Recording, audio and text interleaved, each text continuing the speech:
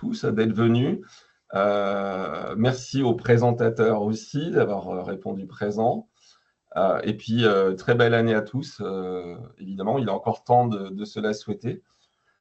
Très belle année personnelle, professionnelle et pédagogique. Voilà. Donc aujourd'hui, nous allons… moi, je ne suis que l'animateur. Hein. Je ne suis pas un présentateur conférencier, juste l'animateur. Par contre, nos stars du jour, eh bien, aujourd'hui, ce sont Aurélie Dupré, voilà, qui présentera justement le travail hein, sur les repères. Elle est coordinatrice pédagogique et membre du conseil scientifique du volet enseignement supérieur et recherche du programme Avenir. Elle est chercheuse aussi, et elle est directrice de l'ADAPI à l'Université de Lille. Notre fait, voilà, pour reprendre les mots, notre fait de la pédagogie, je ne sais pas si c'était ça le terme exact des commentateurs, pardon, la vache. Donc Christelle, qui est membre de notre conseil scientifique hein, du programme Avenir, donc on est ravis que tu sois là, et qui est entre autres, présidente de l'AIPU, qui est aussi entre autres professeur à l'université de Sherbrooke, voilà, et qui accompagne beaucoup d'universités aussi en France sur les questions de pédagogie dans l'enseignement supérieur. Yvan Pigeonnat. Alors Yvan, est-ce que tu es arrivé? Rassure-moi, parce que… bon, alors je ne vois pas encore Yvan Pigeonnat. Et on va lui laisser le temps d'arriver pendant le webinaire. Donc, lui qui est expert pédagogique à la CTI, il est aussi conseiller pédagogique à l'INP, à l'UGA, enfin à Grenoble-Alpes. Et pour ma part, je suis l'animateur du jour et directeur du volet enseignement supérieur recherche du programme Avenir. Et je suis à l'université Savoie-Mont-Blanc, voilà, pour ceux qui ne me connaissent pas. Alors, aujourd'hui, le sommaire. Donc, ça va être une présentation très rapide pour ma part. Hein, je n'aurai que 2 slides quand même du programme Avenir parce que je vois qu'il y a des nouveaux dans les participants. On a des participants que nous n'avions pas d'habitude, de nouveaux établissements. Donc, ce sera rapide. Ensuite, Aurélie prendra la parole plus longuement pour nous présenter les repères pour l'accompagnement à l'approche par compétences dans l'enseignement supérieur, la méthodologie, la démarche. Et puis, nous aurons la chance de pouvoir échanger avec Christelle et normalement la chance d'échanger avec Yvan aussi. On croise les doigts pour qu'il arrive pendant le webinaire. Et puis après, justement, vous aurez l'opportunité de poser des questions à Aurélie, à Christelle, à Yvan, voilà, pour toutes les questions que vous posez en lien avec le sujet de ce webinaire. Voilà, c'est parti donc, pour ma part. Présentation rapide pour les nouveaux, pour les petits nouveaux et les grands. Le programme Avenir, c'est un programme ambitieux hein, sur 10 ans, avec 2 volets, qui est coordonné par l'ONICEP. Un volet orientation qui est focalisé principalement, un volet orientation piloté par l'ONICEP aussi, avec un portfolio pour l'enseignement scolaire, avec une plateforme Avenir, avec un outil de conscientisation des compétences du XXIe siècle. Voilà, là, on est sur le pilotage ONICEP. Et puis, un volet en bleu, un volet approche par compétences, qui est piloté par l'Université Savoie-Mont-Blanc et ses partenaires. Vous voyez que pour les 2 volets, il y a des partenaires consortiums ci-dessous, mais évidemment, que ce soit le volet orientation et le volet APC, nous travaillons avec beaucoup d'autres acteurs que ceux du consortium. Voilà, c'est ce qui fait tout, je pense, l'intérêt de ce programme. Et puis, il y a quelque chose qui relie les actions des 2 volets. C'est pour nous, dans l'enseignement supérieur, c'est ce qu'on appelle le projet de vie, qui va commencer à se construire au collège, au lycée, et qui doit pouvoir se continuer à l'université. L'objet du jour fait partie de notre première action, l'objet de ce webinaire. Notre première action dans le volet ESR du programme Avenir, c'est vraiment un soutien à l'accompagnement pédagogique, à la professionnalisation des enseignants pour le déploiement de l'approche par compétences dans l'enseignement supérieur. Et ça passe évidemment, les outils que nous construisons, ils sont aussi pour les ingénieurs pédagogiques, pour tous les accompagnateurs pédagogiques également, hein, je tenais à le préciser. Donc, c'est notre première action. C'est dans cette action que s'inscrit tout le travail sur les webinaires pour l'accompagnement à l'approche par compétences. La deuxième action qui est portée par notre volet enseignement supérieur et recherche d'avenir, c'est un outil pour les équipes pédagogiques avant tout, pour les aider à modéliser les formations à l'approche par compétences. Voilà, donc l'outil qui est propulsé par Avenir, mais qui ensuite vivra sa vie par le consortium ESUP-Portail, eh bien, s'appelle ESUPORA. Donc, encore une fois, c'est un outil pour la pédagogie, pour les équipes pédagogiques, et ces modélisations de formation en APC seront ensuite déversées dans les outils de gestion de l'étudiant, de la scolarité, notamment Pégase, PC School. Et enfin, l'action finale de notre portfolio, ce sera d'arriver à co-développer, en travaillant avec les nombreux établissements, comme nous le faisons jusqu'à présent, co-développer un e-portfolio national à grande échelle pour l'approche par compétences et également pour soutenir la construction du projet de vie des apprenants. Il s'appelle Cofolio.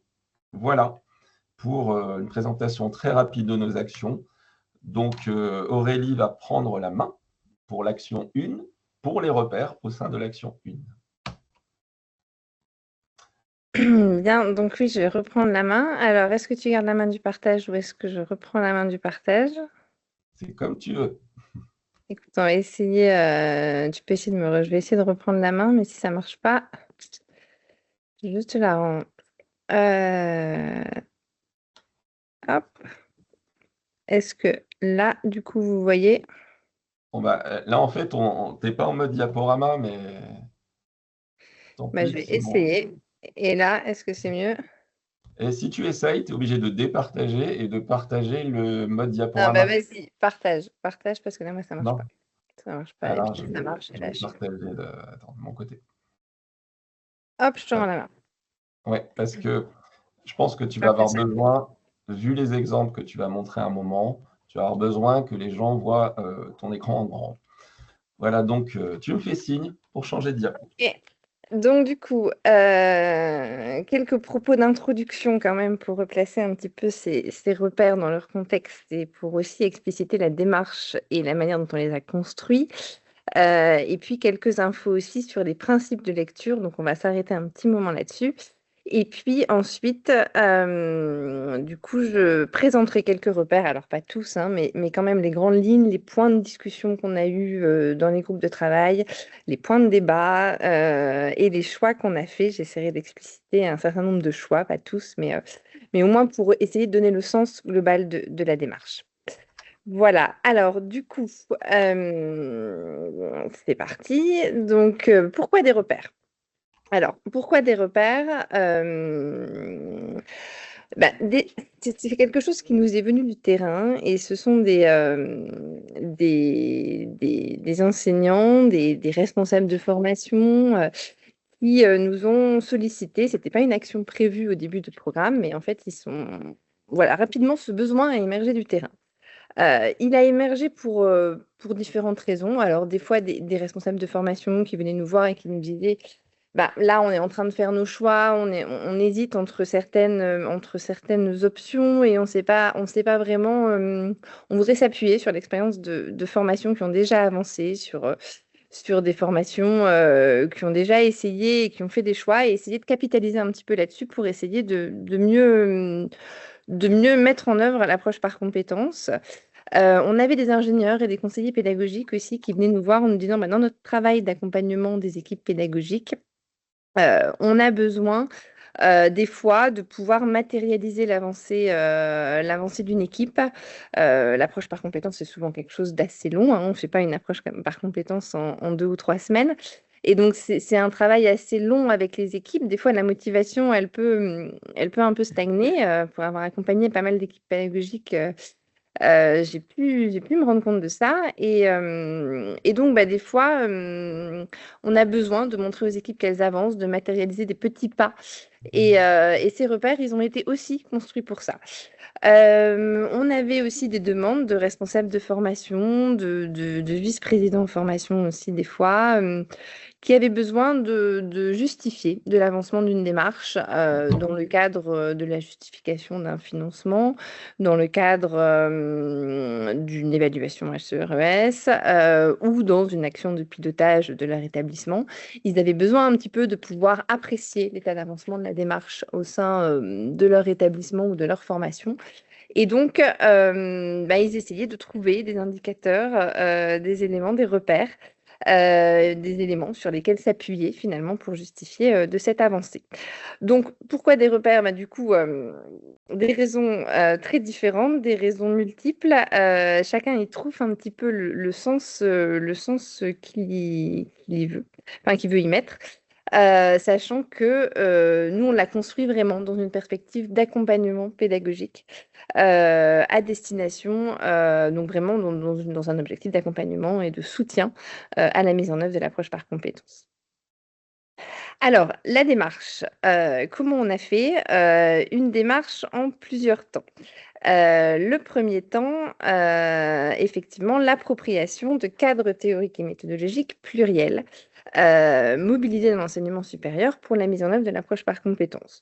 On s'est plongé dans des lectures, Le Botter, Feu tardif, Coulet, Poumé et Georges, etc. On a essayé de prendre, vraiment de regarder l'ensemble des références et des cadres théoriques qui pouvaient être mobilisés dans les différents établissements par les différentes équipes pédagogiques pour mettre en œuvre une approche par compétences. On a essayé de mettre en évidence des points de convergence ou de divergence entre ces différents cadres, essayer d'identifier un petit peu des communs dans cette approche, pour essayer de voir sur quoi finalement les différents auteurs s'accordaient, quels étaient un petit peu les points clés de la mise en œuvre de cette démarche et qu'on pouvait identifier. Et puis, on a aussi regardé un petit peu le vocabulaire qui était utilisé dans la définition des concepts, dans la définition des étapes. Et on a essayé un petit peu de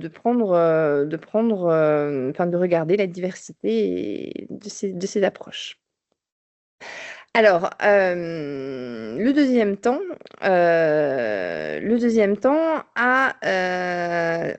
on s'est attaché à repartir du terrain. Et on a organisé des ateliers de co-construction au sein des équipes pédagogiques, donc au sein de nos journées événementielles, au sein des journées à venir, à Lille, à Chambéry, etc., qui rassemblaient donc des établissements multiples. On avait 46 établissements, 24 projets d'investissement représentés.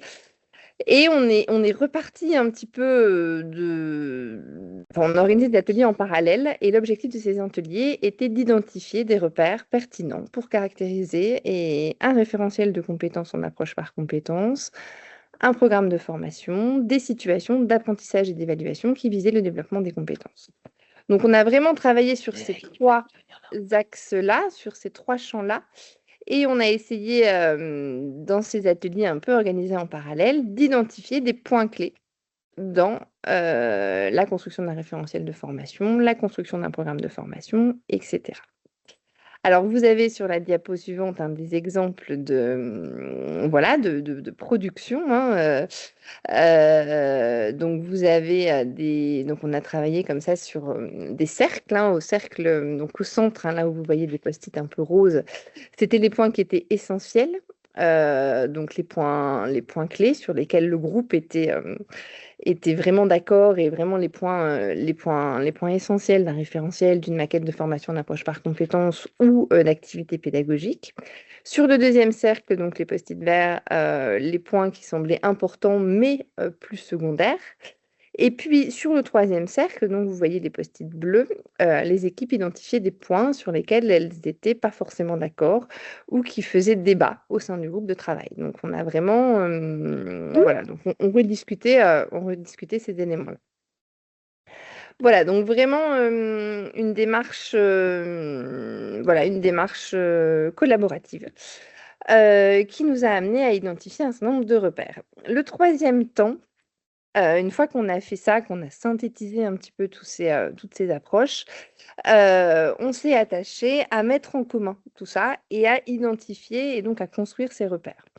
Alors, ça n'a pas été forcément simple parce que là, on a jonglé entre un cadre, des éléments du cadre théorique des cadres théoriques qu'on avait identifiés, donc les points clés issus un petit peu de ce travail de lecture et d'appropriation, hein.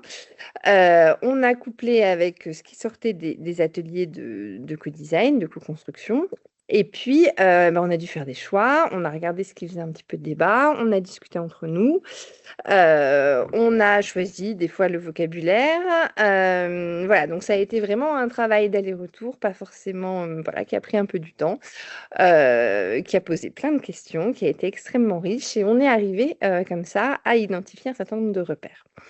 Alors, ces repères et ce travail, ce n'est pas un travail, ce n'est pas un nouveau cadre théorique, ce n'est pas un nouveau travail scientifique, c'est vraiment un travail très pragmatique, hein. On n'a pas recréé une nouvelle manière, enfin, on n'a pas redéfini une nouvelle manière de mettre en œuvre l'approche par compétences ou un nouveau cadre théorique et méthodologique. On est vraiment sur des repères à visée d'accompagnement. Donc, il n'y a rien de nouveau. On n'a pas mis en œuvre une démarche scientifique pour aboutir à de nouveaux à ces repères. C'est vraiment, ça vient du terrain. C'est vraiment une visée pragmatique. Voilà. Et ils sont bien sûr évolutifs, c'est-à-dire qu'on n'a pas du tout la prétention dans dans cette première version, hein, qu'elle soit figée, qu'elle soit fixe. La suite est avec vous, c'est que en fait, ces premiers repères, ils sont là pour évoluer et du coup, pour être enrichis de vos contributions. On va en créer de nouveaux, on va les illustrer, voilà, on va les faire évoluer. Alors, différents principes de lecture, donc effectivement une visée non prescriptive, hein. L'intention est bien, je l'ai dit plusieurs reprises, de proposer un outil d'accompagnement pédagogique à destination, voilà, des ingénieurs, des conseillers, des enseignants, des responsables de formation. Donc, ce sont vraiment des balises qui sont à moduler de manière à construire des trajectoires diversifiées. Il n'est pas attendu qu'une formation coche tous les repères au plus haut niveau, mais bien qu'elle identifie celles sur lesquelles elle veut s'engager, celles qui lui semblent répondre à ses objectifs propres, et puis qu'elle puisse travailler sur les repères qu'elle a choisis. Ils ne sont pas non plus génériques, hein, ils sont toujours à apprécier selon les contextes, selon les objectifs qu'on s'est fixés, et dans certains cas, on va faire plutôt certains choix, et puis dans d'autres, on fera d'autres choix. Donc c'est vraiment là où on a encore un travail après d'éclairer, hein, ces repères, mais ces choix. Mais voilà, donc on peut aussi, une formation, en fait, peut tout à fait considérer qu'elle n'est pas concernée par l'un ou l'autre des repères. Elle peut en identifier d'autres aussi. Et là, du coup, on l'invitera à nous les partager parce que ça nous intéresse, d'enrichir, hein, ce répertoire de repères. Mais voilà, donc c'est vraiment quelque chose qui n'a pas de visée prescriptive. Autre élément sur ces principes de lecture. Eric, tu peux passer à la diapo suivante. Voilà, un travail évolutif, je l'ai dit. Donc cette version, elle est amenée à évoluer. Elle est amenée à s'enrichir avec le travail des autres, avec vos contributions. Notamment, hein, dans le cadre du réseau des NCU avec qui on travaille, on sait qu'il y a beaucoup de terrains qui vont expérimenter et qui sont en train de mettre en œuvre la démarche d'approche par compétences. Et on apprend beaucoup de ces expériences-là, et on attend vraiment qu'on puisse réfléchir ensemble, et puis que du coup, ça vienne nourrir le travail qu'on a pu faire sur ces repères. Voilà. Donc, travail évolutif, ils ne sont pas exhaustifs. Alors, quelques principes de lecture aussi. On a établi un glossaire pour définir un petit peu le vocabulaire. Alors, je vous ai dit, ça a été un des éléments les plus difficiles dans le travail, c'est-à-dire trouver des choix de vocabulaire qui ne soient pas trop consensuels, parce que voilà, il faut arriver à se faire comprendre et à être suffisamment explicite, et en même temps à ne pas être trop consensuel et à mettre en évidence des éléments un peu clés sur les approches pédagogiques. Donc, ça a été quelque chose de difficile. On ne parle pas tous toujours de la même chose avec le terme de compétence, par exemple, etc. Donc, on a fait un glossaire, lui aussi évolutif, qui pourra être enrichi, j'espère, et puis dont les différentes, aussi par ces termes, et puis les définitions pourront évoluer aussi.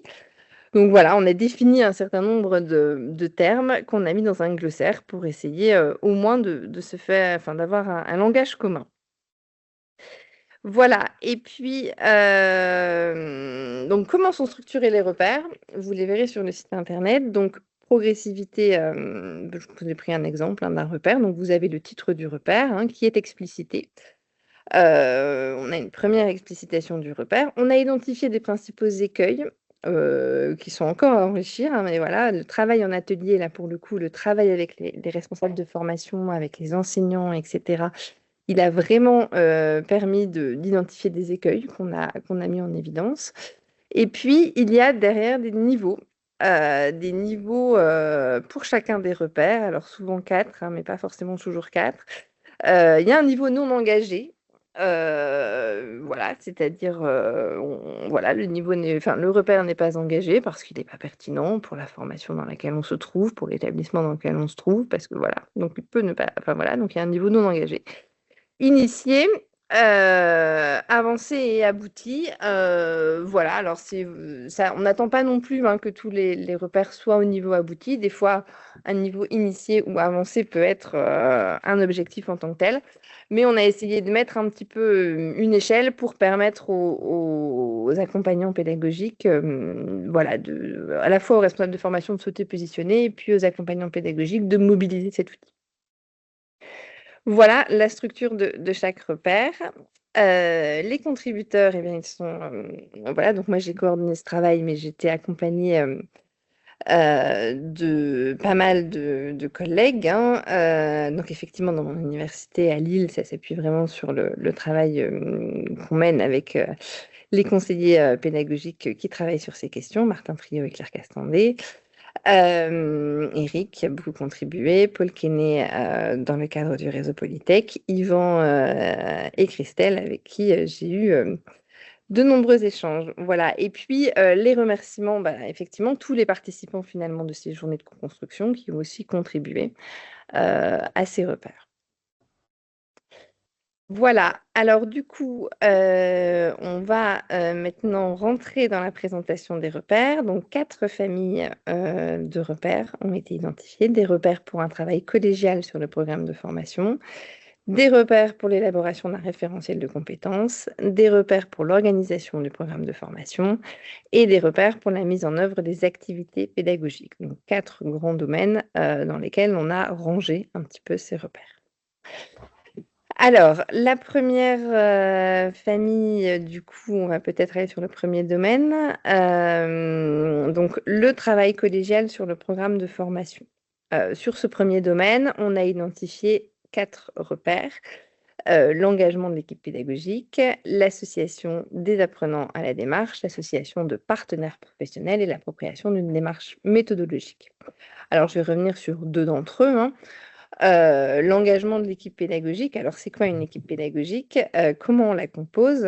En général, a priori, l'équipe pédagogique est pilotée par le responsable de formation. Et après, dans sa composition, elle peut être très variée. Il peut y avoir, a priori, il y a quand même les enseignants, mais voilà, il peut y avoir des étudiants, des alumni, des secrétaires pédagogiques, des professionnels, etc. Donc, comment elle est composée? Et là, c'est pareil, suivant les cas, suivant les contextes, on ne va pas forcément la composer de la même manière. Et donc, le choix est laissé, enfin voilà, c'est le responsable de formation qui va composer son équipe pédagogique. Ce qui va être important aussi, c'est les modalités de travail et d'engagement. Est-ce que l'équipe pédagogique travaille juste avec quelques enseignants? Est-ce que le travail est partagé à tous? Voilà, des éléments qu'on va discuter. Voilà, comment elle communique avec les enseignants, l'avancée du travail, comment il est discuté, etc. C'est des éléments sur lesquels on va s'arrêter. L'équipe pédagogique, c'est vraiment quelque chose qui est apparu dans tous les échanges comme un point clé pour la mise en œuvre d'une approche par compétence. C'est certainement la première étape. Effectivement, il faut une équipe pédagogique qui travaille ensemble. C'est pas juste un responsable de formation qui va mettre en œuvre l'approche par compétence tout seul en préparant la formation. L'autre point clé qu'on a beaucoup aussi discuté entre nous, c'est l'appropriation d'une démarche méthodologique. C'est-à-dire qu'il est important que cette équipe pédagogique, avant d'engager vraiment le travail, elle se mette d'accord sur l'échange, sur ses objectifs, sur son vocabulaire, sur les choix, sur ses enjeux. Pourquoi on met en place l'approche par compétences? Quel vocabulaire on utilise, quelle approche on mobilise, quels objectifs on se fixe. Et voilà, il y a un moment, il est nécessaire pour que cette équipe pédagogique fonctionne, qu'elle s'appuie, qu'elle identifie, qu'elle partage en fait qu'elle partage un objectif commun et qu'elle partage un langage un petit peu commun dans sa manière de travailler. Alors, c'est là où on peut tout à fait aller mobiliser les services d'appui à la pédagogie, s'il y en existe dans des établissements, et qui peuvent être une aide pour justement discuter de ces objectifs, fixer un petit peu les modalités de travail, etc. Ils sont souvent, voilà, c'est de bons conseils. Et ce regard extérieur est souvent très aidant pour la mise en place d'une approche par compétences. Alors, voilà. Alors le deuxième, je ne vais pas aller plus loin sur le premier domaine. Sur le deuxième domaine, l'élaboration du référentiel de compétences de la formation. Alors, comment on a travaillé? On a regardé beaucoup de référentiels issus de différentes universités. Voilà, on a vraiment travaillé sur un tas de référentiels qu'on pouvait voir, que les participants déjà ont ramené, sur lesquels on a discuté pour essayer de voir un petit peu les points clés. Qu'est-ce qui ressort de ce travail et de ces échanges? On voit on a dégagé différents repères que vous pouvez voir sur la diapo suivante, Eric. Voilà, donc ce qui est ressorti, c'est vraiment la lisibilité du référentiel. Ce qui est important, c'est d'avoir un référentiel lisible, c'est ce que les participants ont mis en avant. Un référentiel qui fasse sens à la fois pour les acteurs, pour les enseignants, pour les étudiants. Un référentiel qui soit clair. Voilà, ça a été vraiment le point le plus important qui a été mis en avant. On a beaucoup discuté après de la formulation des compétences, des critères d'évaluation, de la progression. Un élément clé qui est apparu aussi, c'est que ces compétences, elles soient évaluables. Et on a beaucoup discuté aussi sur ce caractère évaluable. Voilà un petit peu les points clés qui sont ressortis dans les échanges. Ça nous a amené à dégager 6 repères sur le référentiel de compétences. La mise en évidence de savoir agir complexe, je vais y revenir. La contextualisation des compétences dans un domaine de formation qui a pu être identifié comme un autre repère. La correspondance avec un référentiel réglementaire type RNCP, etc. Le caractère évaluable et la précision des critères d'évaluation. La construction d'une progressivité dans le développement des compétences et l'adossement à des situations professionnelles de référence. Voilà, 6 éléments. Alors, voilà, je le redis, mais 6 éléments aux équipes pédagogiques de voir sur quoi elles veulent mettre l'accent. C'est pas forcément avoir les 6 éléments pour avoir un bon référentiel de compétences. Mais voilà, c'est 6 éléments qu'on peut regarder, sur lesquels on peut discuter et sur lesquels on peut s'interroger. Alors, je ne vais pas tous les présenter, mais là, on va quand même pas mal les balayer. Quelques points de débat. Alors, point de débat, on s'est beaucoup arrêté sur la définition de la compétence, forcément. C'est quoi une compétence?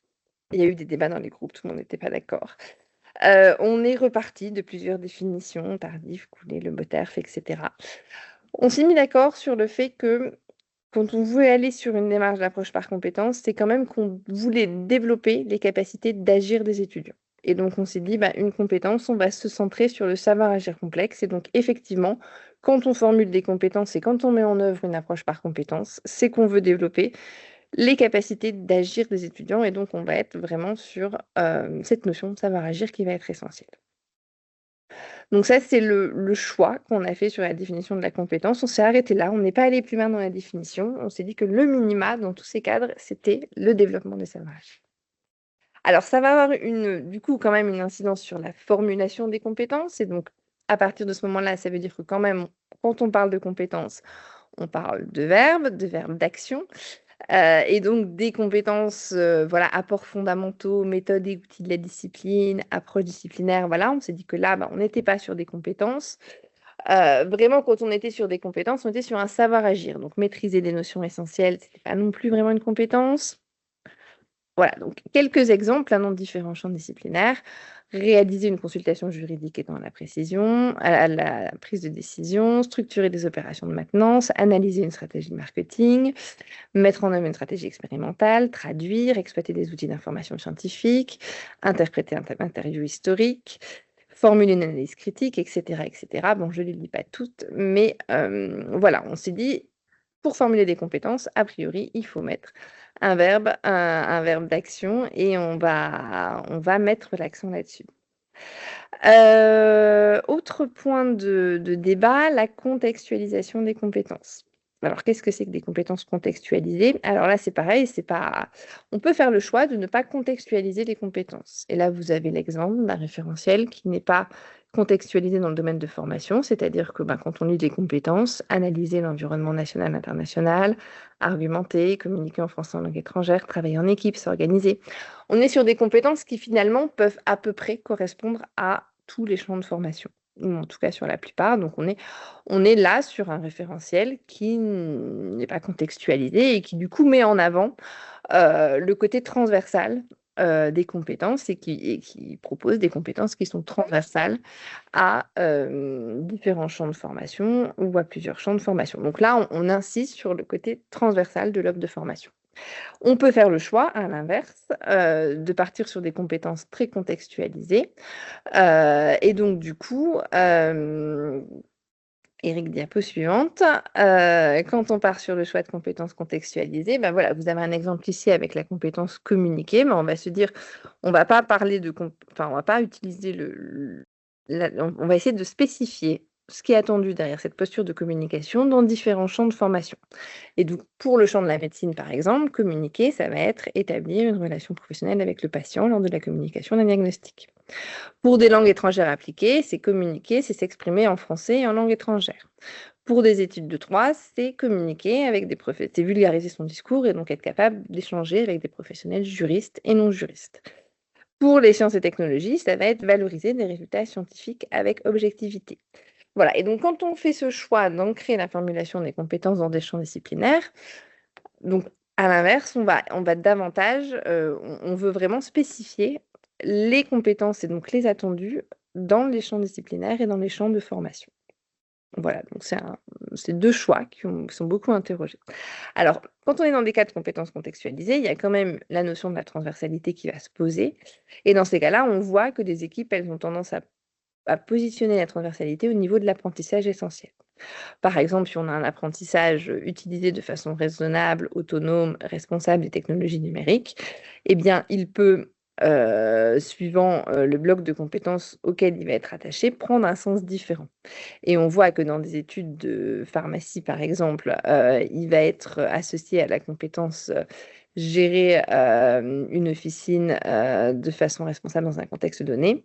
Et que si on met cet enseignement dans une autre formation, par exemple en LEA, il va être associé à la compétence communiquée parce qu'il y aura les outils de traduction et la maîtrise des outils de traduction qui va intervenir dans cette compétence-là. Et donc cet enseignement qui est transversal et qui est le même, en le positionnant, suivant là où il va être positionné dans le référentiel de compétences, il va prendre un sens différent et il peut avoir un sens différent pour les étudiants qui vont voir dans quelle finalité il a été positionné dans la maquette de formation. Voilà, donc 2 choix possibles, soit on est sur quelque chose de très contextualisé, soit on choisit la transversalité. Il n'y a pas de bonne manière de faire, c'est 2 choix différents et c'est un petit peu là, l'enjeu de positionner ses objectifs. Alors, autre élément, qui a fait beaucoup de débats, c'est le nombre de compétences. C'est quoi le nombre de compétences qu'il faut dans un référentiel de compétences? On me pose très souvent cette question.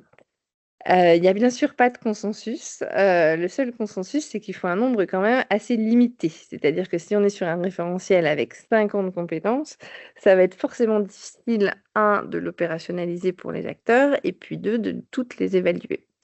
Donc, la notion d'évaluation, là, la notion de compétence évaluable, elle prend ici tout son sens. Donc voilà, il y a des échelles différentes, hein. Jacques Derdif, je crois, il met un maximum autour de 7. Dans mon université, on a choisi de mettre 3 à 5. Voilà, il peut y avoir des choix différents, mais il y a un accord sur le fait que ça doit être assez limité pour garder du sens. Voilà, autre point d'échange ou de débat qui nous a occupés, oui, bah là, voilà, vous avez des exemples de référentiels. Donc là, vous voyez un exemple avec un référentiel dans mon université. J'ai pris 4 compétences.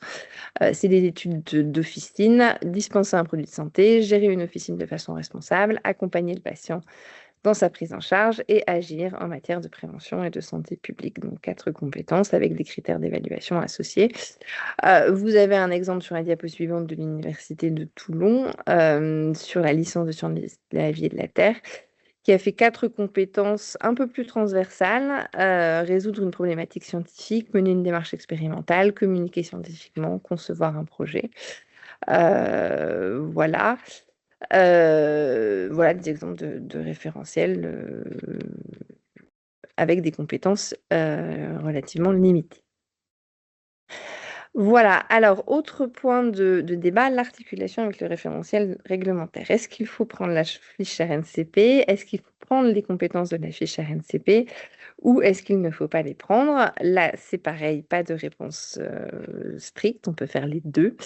Il y a un guide hein, du ministère du MESSER qui a fait un guide pratique donc, qui est sorti en 2024 qui explique un petit peu les différents choix et comment on peut faire ces différents choix. Je vous ai mis la référence.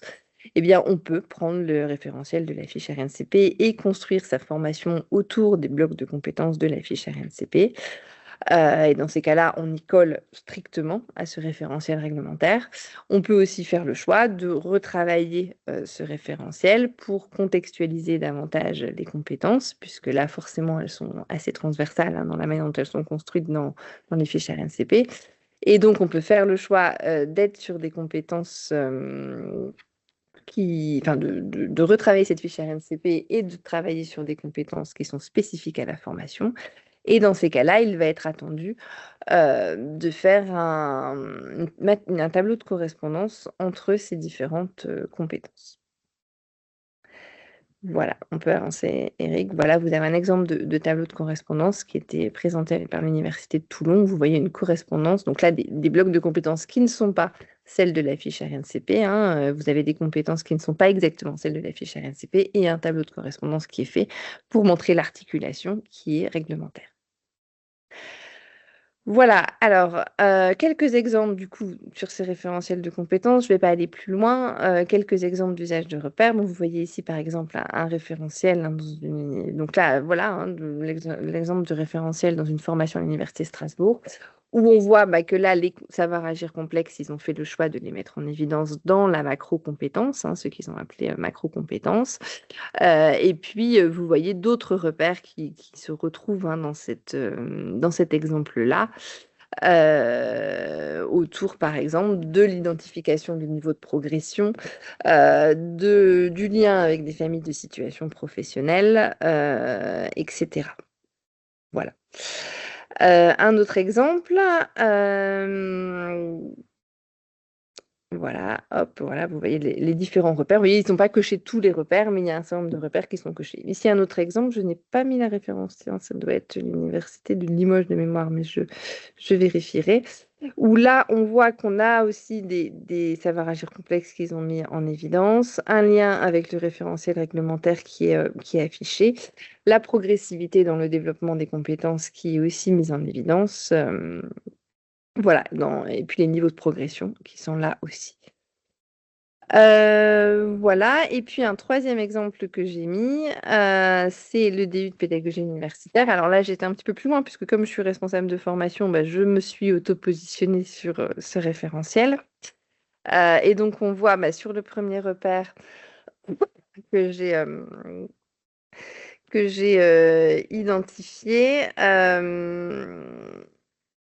Donc voilà, sur la mise en évidence des savoirs agir complexes, j'ai estimé que le référentiel était assez avancé, qu'on avait un référentiel qui était structuré bien en savoir agir complexe, mais que j'avais quand même une compétence qui était problématique, ma compétence 4 sur collaborer en équipe pédagogique, voilà, qui mériterait d'être un petit peu retravaillée. Donc je me suis mis à un niveau avancé. J'ai choisi le repère contextualisation des compétences, puisque j'ai fait un référentiel. Mais là, en même temps, il n'y avait pas vraiment de référentiel réglementaire. Donc, j'étais un petit peu obligée de contextualiser le référentiel sur ça. Donc, j'aurais peut-être dû commencer par là. C'est une formation qui vise à développer les compétences pédagogiques des enseignants sur l'approche par compétences. Sur la contextualisation, j'ai jugé que c'était abouti, que les référentiels que les compétences étaient bien contextualisées. Sur les critères d'évaluation des compétences, j'ai jugé que c'était assez avancé, mais qu'il y avait quand même des critères qui étaient encore un peu flous et qui mériteraient d'être consolidés, même si on est dans la troisième même session de ce DU, eh bien, je pense qu'on peut encore être un peu plus précis dans les critères d'évaluation. Et puis sur l'adossement à des familles de situation professionnelle de référence, là, j'ai jugé aussi qu'elles étaient avancées parce que j'en ai quelques-unes qui sont peut-être un peu trop spécifiques par rapport à la diversité des profils des enseignants. Voilà, donc vous voyez des exemples d'usage des repères. On peut choisir les repères voilà, qui font sens pour nous, et ensuite s'auto-positionner et identifier ce qu'il y a à faire pour faire le pas supérieur si on souhaite faire le pas supérieur. Donc c'est vraiment dans ce sens-là, dans le sens de l'accompagnement, que ces repères ont été construits. Voilà, je me suis arrêtée un peu longuement sur cette famille, mais sur les domaines suivants, je vais essayer d'aller un petit peu plus vite pour respecter le temps. Alors, repère sur l'organisation du programme de formation. Effectivement, quand on fait des référentiels, eh bien, a priori, c'est pas pour qu'ils restent sur une étagère. Et donc, ce qui a été vraiment important et ce qui est ressorti des groupes de travail, c'est le lien avec le référentiel. Il faut finalement, quand on construit un référentiel, que le programme de formation, il soit organisé autour de ce référentiel. Sinon, si le programme de formation n'a pas changé et qu'on a construit et qu'on a retravaillé un référentiel qui n'a pas eu d'impact sur le programme de formation, en fait, bon, c'est ce qu'on appelle un peu de l'affichage, mais ça n'a pas vraiment, ça ne se concrétise pas dans les pratiques. Ce qui a beaucoup posé question, c'est aussi la charge de travail étudiant. Comment est-ce que finalement cette charge de travail étudiant, on la met en évidence, on la comptabilise, on la repère, et comment est-ce qu'on la discute en équipe pédagogique et comment elle apparaît dans le programme de formation. On a discuté des modalités d'évaluation. Est-ce qu'il faut tout évaluer? Est-ce qu'on peut aller vers de l'évaluation intégrée? Ça nous a amené à questionner le poids des ECTS. Comment on affiche aussi les mises en situation, les stages, les mises en situation plus pratiques, voilà des éléments qui ont été questionnés. Alors du coup, ça a donné un certain nombre de repères, là encore. Ouais, ça on peut passer, je l'ai déjà dit. 6 repères, donc le caractère structurant du référentiel de compétences, et puis on va questionner la validation, l'acquisition des compétences, les activités de mise en situation et la démarche portfolio. Alors, je vais là aussi pas passer à travers tous ces repères, mais on a quelques exemples. Alors, c'est quoi un référentiel de compétences structurant? Eh bien voilà, si vous voyez là sur la diapositive de gauche, on imagine qu'on a un référentiel de compétences et que la maquette, c'est sciences pour la santé, outils et langage, projet personnel, professionnel et puis stage. Bon, on peut se dire que là, on ne voit pas bien comment le travail sur les référentiels de compétences a eu une influence sur le programme de formation, ou en tout cas a structuré le programme de formation.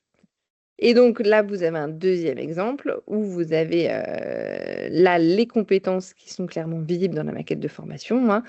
Compétence 1, donc là c'est dans le BCC, dispenser un produit de santé. J'ai repris l'exemple de la pharmacie. BCC 2, gérer une officine. BCC 3, accompagner le patient et la prise en charge. Et puis un BCC 4 autour de construire son projet personnel et professionnel. Donc on voit là que les compétences, elles sont clairement dans le programme de formation. Et que ça a pu, alors c'est fictif, c'est des exemples fictifs, mais ça a pu avoir une incidence. Par exemple, on voit que pour la compétence gérer une officine, eh ben, on a ajouté des enseignements autour de la comptabilité et de la gestion. Que sur la compétence accompagner le patient dans sa prise en charge, bah, on peut intégrer des enseignements ou des apports autour de la psychologie. Et donc, ça amène aussi cette approche par compétence à penser l'interdisciplinarité. Et donc, quand on structure le programme de formation autour des compétences, ça peut amener à questionner l'apport de d'autres disciplines, d'autres champs disciplinaires que celui de la formation, qui deviennent du coup nécessaires pour développer les compétences visées. Voilà, alors autre point, la non-compensation des compétences qui a fait beaucoup débat. Alors est-ce qu'il faut compenser? Est-ce qu'il ne faut pas compenser? Là, c'est pareil, il y a pas de réponse, stricte. C'est sûr que sur un référentiel qui n'est pas organisé en approche par compétences ou en tout cas sur lesquels les compétences ne sont pas structurantes, ça a sans doute peu de sens d'introduire de la non-compensation. Sur d'autres référentiels, et vous voyez l'exemple à droite, hein, quand on est sur, dispenser un produit de santé, gérer une officine, accompagner le patient, bah, là, ça fait, en général le sens puisqu'on voit bien que c'est pas parce qu'on est très bon pour, gérer une officine qu'on peut être très mauvais pour accompagner le patient dans sa prise en charge. Et donc voilà, donc là, ça dépend comment les maquettes de formation sont structurées, comment elles sont organisées. Est-ce qu'on a fait le choix de les organiser autour des compétences ou pas? Si on a fait ce choix-là, ça peut avoir du sens de ne pas compenser les compétences ou pas. Enfin voilà. Là aussi, à vous d'apprécier, les choix. Autre point de débat, point d'attention plutôt, la charge de travail étudiante et enseignante. Et on a beaucoup discuté des charges d'évaluation et du poids de l'évaluation. Les constats étaient que, ben, voilà, on était beaucoup en évaluation, les étudiants sont beaucoup en évaluation au même moment. Les enseignants, corrigent beaucoup, et ont aussi beaucoup de corrections au même moment. Et donc comment est-ce qu'on peut faire pour finalement avoir un petit peu de souplesse là-dedans? Donc bien la charge, elle est souvent la charge de travail étudiante est souvent appréciée avec normalement les ECTS, hein. Et donc là, on a envisagé différentes, possibilités et effectivement, une des possibilités, c'est de mutualiser, hein, l'évaluation entre plusieurs enseignements et c'est là où le rôle, de la mise en situation, du projet, de l'apprentissage par problème, de l'atelier, de la simulation ou de la mise en pratique et on s'est dit: «Mais on peut peut-être évaluer des apports théoriques à travers les mises en pratique et on peut peut-être, dans certains cas, utiliser le projet pour évaluer un certain nombre d'enseignements ou un certain nombre d'apports disciplinaires, qui ne seraient plus évalués isolément». Et puis, il y a eu aussi le débat de se dire: «Mais oui, mais il y a aussi des éléments, théoriques, qui méritent d'être évalués isolément et qui méritent d'avoir leur propre évaluation».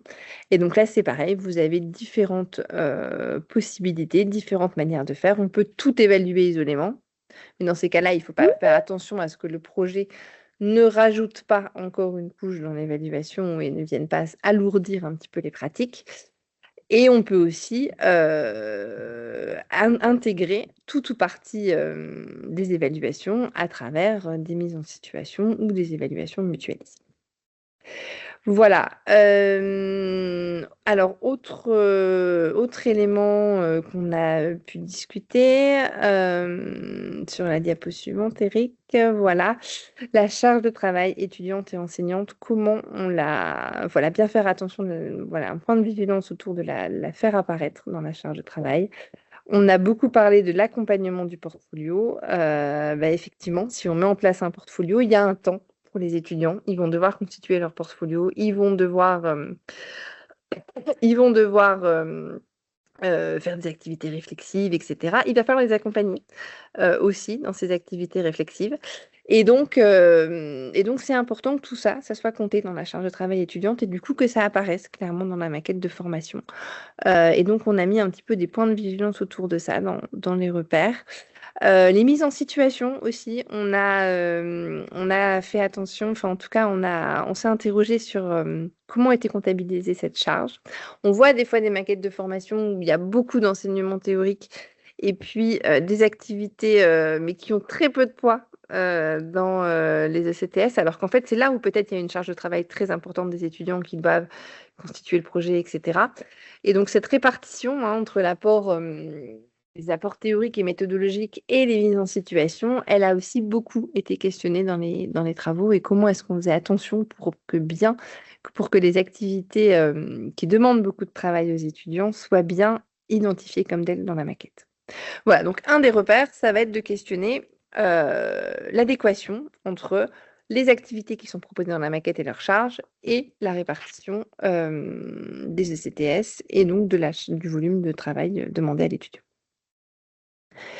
Voilà, alors encore un point de départ, la modularité des compétences. Je vais y passer assez rapidement, mais voilà, donc là, on peut faire pareil, le choix d'avoir une maquette où les compétences sont isolables ou une maquette où les compétences ne le sont pas. Et ça va dépendre vraiment de quel parcours, de qu'est-ce qu'on veut faire et de quels objectifs on a. Si effectivement, on veut permettre aux étudiants de pouvoir valider un bloc de compétences, enfin une compétence et pas l'autre, et d'avoir vraiment des trajectoires de développement des compétences différentes, eh bien, on va plutôt aller sur l'exemple du bas et on va se dire, il faut que on puisse identifier clairement quels enseignements ou quels UE sont rattachés à quelles compétences.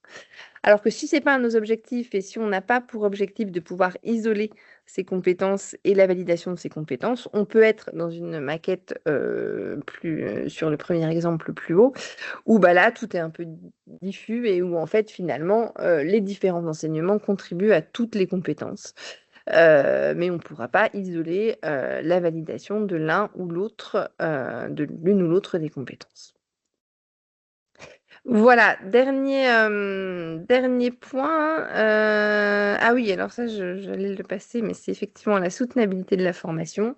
Point important dans nos contextes. Bah, effectivement, point de vigilance qu'on a identifié, bah, faire attention à ne pas alourdir quand on ajoute des mises en situation le coût de la maquette, mais aussi la charge de travail et pas forcément toujours rajouter des éléments en plus et regarder comment on peut retravailler le programme de formation et l'organisation des cours, d'où l'importance de l'équipe pédagogique. Alors, dernier domaine, la mise en œuvre des activités pédagogiques. Hein, effectivement, une fois qu'on a fait tout ça, une fois qu'on a construit le référentiel, qu'on travaille en équipe pédagogique et qu'on a avancé dans la construction du programme de formation, bah, comment est-ce qu'on met en œuvre tout ça dans les activités pédagogiques? Quelques points clés qui sont sortis du travail d'échange, hein, vraiment l'authenticité et à quel moment est-ce qu'on met des situations authentiques, les méthodes actives, collaboratives, etc. L'évaluation des compétences, un point qui est revenu de façon récurrente, hein, comment on évalue les compétences. Les feedbacks, comment est-ce qu'on fait des rétroactions à nos étudiants, comment on les aide à se positionner ou à s'auto-positionner sur ces éléments-là. Voilà, parmi plein d'autres choses hein, qui sont sorties, dont le portfolio également. Alors, 6 repères hein, sur ce domaine-là, l'alignement pédagogique et l'approche programme, l'interdisciplinarité, les situations d'apprentissage et d'évaluation, les mises en situation professionnelle, les rétroactions, les feedbacks et la démarche portfolio. Là encore, je ne vais pas passer à travers tous ces repères, mais en présenter quelques-uns. Alors effectivement, quand on veut entraîner des compétences, eh bien forcément, il faut mettre des mises en situation. Hein, et donc, on a choisi de parler d'activités de mise en situation au sens large. Ces activités de mise en situation, elles peuvent être professionnelles, des stages, des parcours d'apprentissage, où là, on est en situation professionnelle directe. Et il y en a déjà plein dans nos maquettes de formation. Et puis, on peut aussi choisir de créer des situations au sein des enseignements. Et donc là, on a des activités de mise en situation dans les enseignements. Ça peut être de la simulation, des projets, de l'investigation, de l'étude de cas. Moi, je travaille avec beaucoup d'équipes pédagogiques et on se rend compte que très souvent dans les parcours de formation, il y a déjà plein de mises en situation qui sont proposées par les équipes, qui sont construites dans les équipes. Souvent, elles sont peu mises en valeur. Des fois même, au sein de l'équipe pédagogique, ils ne le savent pas, que dans quel cours, que dans tel enseignement, il y a telle mise en situation, qu'il y a une situation authentique, qu'il y a voilà, ce type d'activité. Donc déjà, un des intérêts, c'est de les identifier, de les mettre en valeur et puis de les associer aux compétences visées. Des fois, je vois des stages, par exemple, où on va noter on va faire une moyenne de notes du stage et en fait, on n'a pas regardé vraiment, on n'a pas forcément isolé l'évaluation des compétences. Donc voilà, comment on fait un petit peu pour entraîner ces compétences? Donc, est-ce qu'il y a des situations, des activités de mise en situation pour entraîner le développement des compétences? A priori, si on est sur une approche par compétences et qu'il n'y a pas de mise en situation au cours de la formation, on a un décalage et à mon avis, un point sur lequel on peut travailler. Voilà. Un exemple, hein, je vous ai mis un exemple de mise en situation, issu de mon université là pour le coup, dans un DUST en gestion des activités physiques et sportives et culturelles. Voilà, il y a une mise en situation, qui est, réalisée créer un événement éco-responsable. Donc les étudiants, ils sont mis, en situation de créer un événement avec un enjeu, autour de l'éco-responsabilité. Et donc, ils doivent respecter un certain nombre de principes éthiques, déontologiques et de responsabilité environnementale. Et c'est dans les critères d'évaluation, du coup, de la compétence. Voilà. Alors un autre point d'attention, effectivement, l'évaluation des compétences. Comment on évalue des compétences? Et donc, ça, on va regarder, hein, l'évaluation des.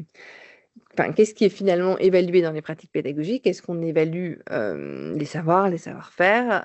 Est-ce qu'on évalue des performances? Est-ce qu'on évalue des compétences? On pourra aller regarder s'il y a une mise en place d'une démarche portfolio, si c'est un objectif, hein, de la formation. Si ça ne l'est pas, on regarde. Voilà, donc on a des repères un petit peu autour de ça, qui sont présentés sur les pratiques d'évaluation. Je ne vais pas tout développer ici, mais voilà. La notion, oui, alors un point d'attention sur la rétroaction et les feedbacks, hein. Donc là, je vous montre un exemple d'avancement sur ce repère où vous avez 3 niveaux, hein, non engagé, il y a pas d'évaluation, formative dans le développement des compétences. Il peut y en avoir sur d'autres types d'évaluation, mais voilà, peut-être que pour des raisons d'effectifs et cetera ou de taux d'encadrement, on ne peut pas le mettre en place ou ce n'est pas pertinent de regarder ce repère-là, donc on va considérer qu'il n'est pas engagé. Ou alors, il peut être initié s'il y a des outils d'évaluation qui sont, ou de positionnement qui sont proposés à l'initiative des étudiants. Avancé quand ils ont des attendus, et des rétroactions régulières et puis abouti quand pour chaque compétence, on a des moments de rétroaction et de feedback. Bon, bien sûr, le niveau abouti, il n'est pas forcément atteignable dans tous les contextes, et donc là, c'est pareil, c'est au niveau de l'équipe pédagogique de se dire, en fonction de ses moyens, en fonction de sa composition, en fonction de son temps, en fonction de plein de choses finalement, quel objectif elle se fixe et à quel niveau. Voilà. Et puis alors la démarche portfolio, la démarche et l'outil, hein, là c'est pareil, c'est un des repères, et c'est un enjeu, hein, du programme. Mais c'est pas non plus, une étape obligatoire. C'est-à-dire que la démarche portfolio déjà, c'est pas forcément quelque chose qui se met en place au début, c'est souvent quelque chose qui arrive, quand on est, voilà, quand on est assez avancé dans la démarche compétences, qui des fois n'a pas de sa pertinence, hein. Toutes les formations n'ont pas forcément, vocation à mettre en place une démarche portfolio. Mais si c'est un objectif, de la formation, on a identifié, des repères et des points clés, pour vous aider à le mettre en œuvre et puis des écueils, bien sûr. Sachant qu'il peut aussi y avoir différents types de portfolios, hein, qui peuvent être regardés, des portfolios de présentation, des portfolios d'évaluation. Les démarches, là aussi, sont plurielles dans la mise en œuvre du portfolio. Alors nous, forcément, dans le cadre, de cette démarche d'approche par compétences, on a regardé le portfolio comme outil d'évaluation des compétences, qui est quand même le sens dans une démarche APCV. Il en existe plein d'autres. Voilà, j'ai déjà beaucoup parlé, on va passer ça. Alors vous avez des exemples, hein, parce qu'Éric l'a dit, mais je vais passer assez vite, hein.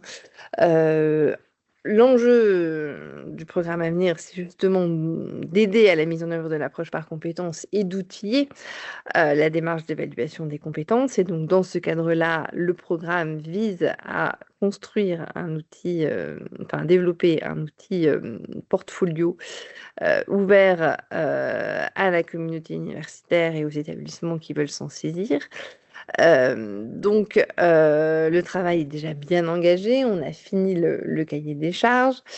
Et donc, cet outil sera aussi disponible et vous avez quelques exemples de capture d'écran de ce que cet outil devrait permettre. Alors, ce n'est pas les captures d'écran finales, mais vous voyez là, par exemple, que pour la compétence prévenir et la pollution à la source, l'étudiant pourra avoir ses preuves, ses mises en situation, quelles occasions il a eu de s'entraîner à cette compétence. Il pourra déposer ses projets, il pourra avoir des feedbacks de ses enseignants à travers cette interface, etc., qui sera ultra paramétrable. Donc, en fait, cet outil portfolio, il peut à la fois permettre d'introduire une évaluation collaborative autour d'un projet. Ça peut aider l'étudiant à s'auto-positionner, etc. Donc, ce sera très paramétrable. Voilà. Alors, j'en ai fini. Alors, peut-être juste vous dire vous redire que on attend vraiment beaucoup de retours de votre part sur ces repères. On attend que vous puissiez commencer à les utiliser, commencer à les utiliser dans vos pratiques d'accompagnement et que vous nous fassiez vraiment des retours et des illustrations. Mais je reviendrai peut-être à la fin du débat. Éric, je te relaisse la parole pour l'animation de... Oui, en fait, je ne vais pas faire grand-chose, il me reste encore un peu de voix, mais je vais juste poser des questions dans un premier temps à la fée pédagogique qui est... alors, je ne sais pas comment, Yvan, il faut qu'on t'appelle au chevalier, peut-être, de l'autre côté, au chevalier, à Monsieur Loyal, je ne sais pas. Enfin, voilà, on va essayer de trouver des noms pour tout le monde. Du coup, donc là, sentez-vous libre. Et puis, pardon, oui, merci Aurélie pour cette présentation. Désolé, j'ai tendance, moi, à regarder le timing, à partir en courant vers la suite, mais merci Aurélie, parce que ce travail-là, merci de le mener et de le présenter. C'est quelque chose de très long mais de très précieux. Alors, donc, Christelle et Yvan, sentez-vous libres de répondre à votre tour, ou enfin, comme vous le voulez. Donc, j'ai avoir une première question et ensuite, on passera aux questions du public. Donc, moi, j'ai 3 questions. La première, en quoi ces repères là, qui ont été travaillés, du coup, en prenant un peu de recul de votre part, comment ils pourraient constituer un levier pour favoriser la transformation pédagogique dans les établissements d'enseignement supérieur, selon vous? Est-ce qu'ils pourraient être utiles? Est-ce qu'ils pourraient concourir, en tout cas, à lever les... Je peux commencer, puis Yvan pourra prendre la prochaine question, mais moi, je pense qu'en fait, avoir des repères, c'est un élément essentiel. Je pense que sinon, sans repères, on discute beaucoup sur du vent, sur des impressions, sur des ressentis, puis on en a tous, mais à un moment donné, et je sais que des fois, avec Yvan, on aborde cette question-là, l'idée d'avoir des mots communs, de s'entendre sur ce dont on parle, pas juste dire oui, mais moi, je suis pour, je suis contre, oui, mais sur base de quoi? Et je pense que l'idée des repères, c'est vraiment ça. Aurélie l'a bien présenté, ils sont évidemment améliorables, il y a des choses qui vont s'affiner, ils sont des grandes catégories qui vont nous permettre en tant que collectif, avec différents collectifs finalement, de pouvoir se dire, nous, où est-ce qu'on se positionne, où est-ce qu'on est, où est-ce qu'on va, c'est quoi qu'on privilégie. Et je pense que ça, c'est un élément important aussi qu'on peut faire valoir à l'HCRS, puis aux équipes pédagogiques avec lesquelles on travaille, plutôt que d'attaquer sur tous les fronts, se poser finalement la question où est-ce qu'on se situe sur chacun d'entre eux. Donc moi, je pense que ces repères, ils deviennent essentiels pour cesser d'une part de sacraliser l'APC ou au contraire de diaboliser l'APC. Et je pense qu'en ce sens-là, ils nous permettent d'avoir une discussion intelligente dans laquelle les différents acteurs peuvent être intégrés aussi. Et quand je parle des différents acteurs, il y a évidemment les enseignants-chercheurs, mais il y a les étudiants, il y a les accompagnateurs pédagogiques, les personnes des services informatiques ou les personnels de scolarité, les gouvernances. Ça nous permet de se dire à quel niveau on intervient, puis dans quel cadre. Et en ce sens-là, je pense qu'il y a vraiment un élément important à avoir des repères pour pouvoir positionner le discours qu'on porte aujourd'hui.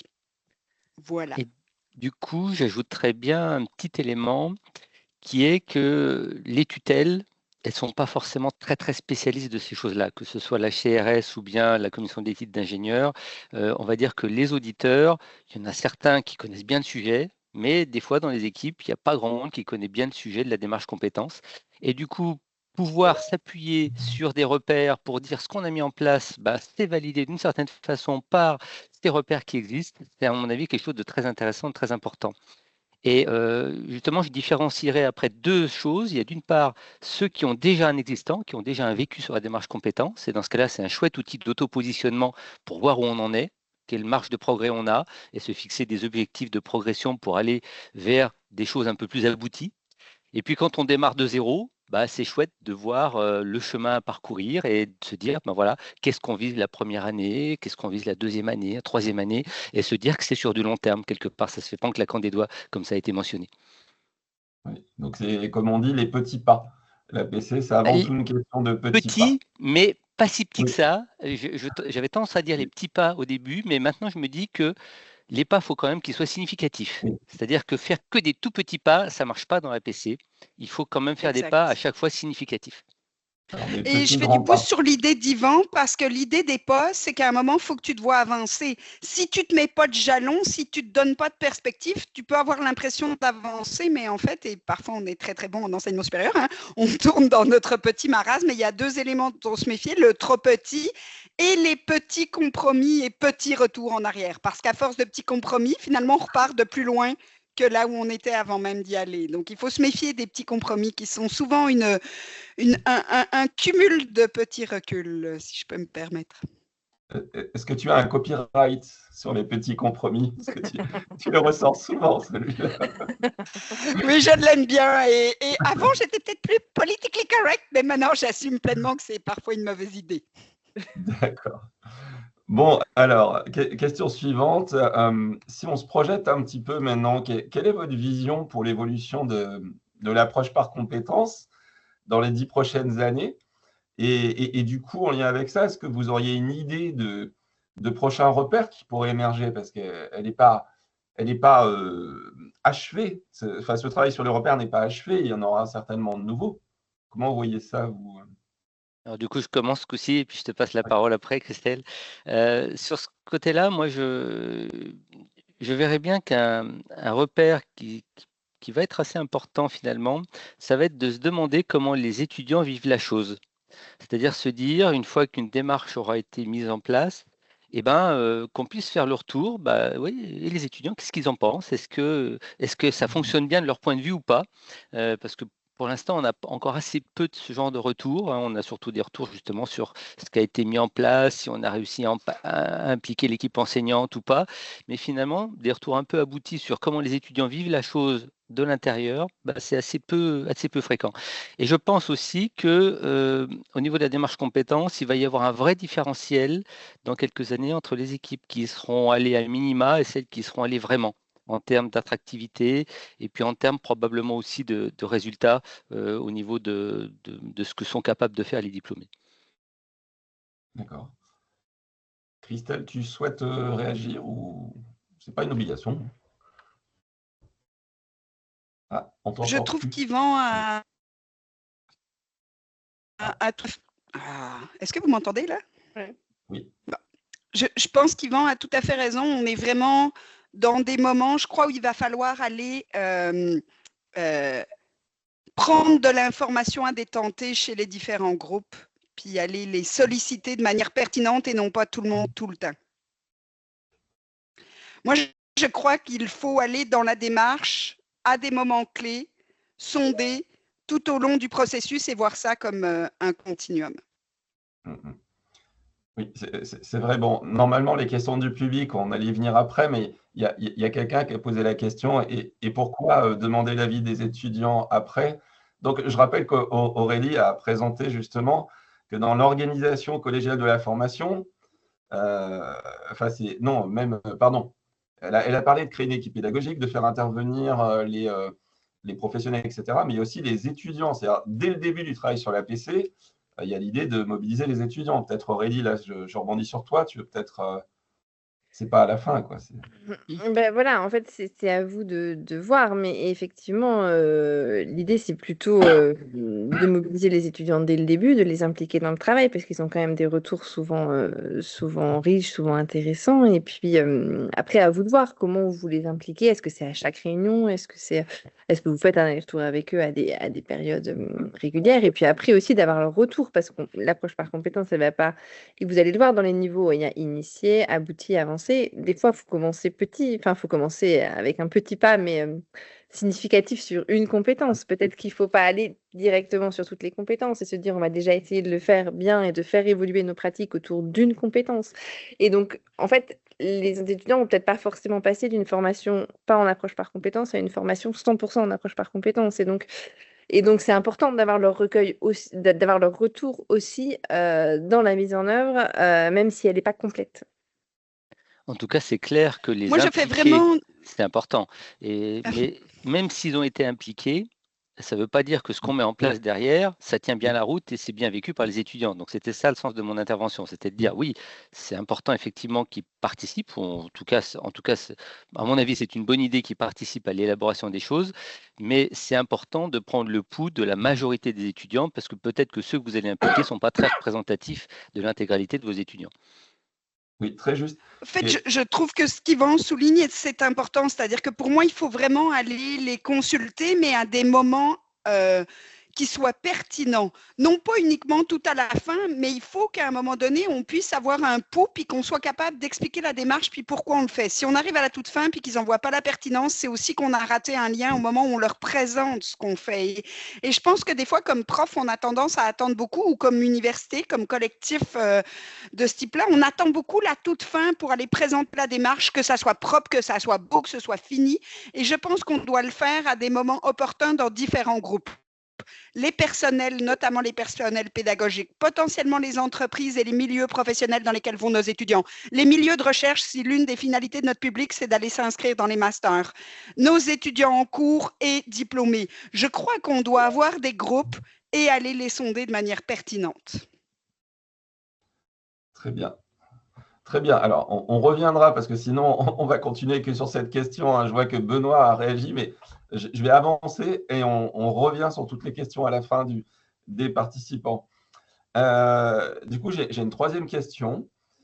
Donc, selon vous, on va dire au regard de votre expérience, parce que tous les trois, d'ailleurs, Aurélie, tu es dans le lot hein, en fait aussi, c'est au regard de votre expérience sur le terrain, parce que vous avez accompagné beaucoup d'équipes quand même, on peut le dire, hein, ne soyez pas modeste, hein, je connais votre CV.